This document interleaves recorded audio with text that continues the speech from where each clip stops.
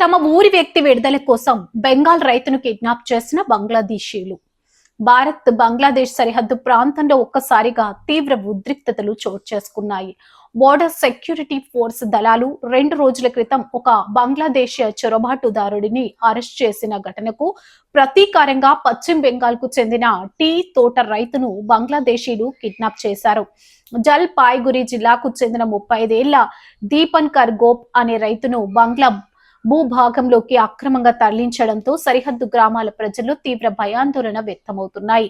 లీజులు బాధితుడి కుటుంబ సభ్యులు తెలిపిన వివరాల ప్రకారం బీఎస్ఎఫ్ చౌల్తాటి అవుట్ పోస్ట్ సరిహద్దు కంచెకు దాదాపు 150 గజాల దూరంలో ఉన్న తసర్పారా గ్రామంలో ఈ దారుణం జరిగింది. దీపన్ కర్ గోప్ తన సొంత టీ తోటలో వ్యవసాయ పనులు చేసుకుంటగా సుమారుగా 20 మందితో కూడిన బంగ్లాదేశీలు గుంపు ఒక్కసారిగా ఆయన పైకి దూసుకొచ్చి బందీగా పట్టుకుంది.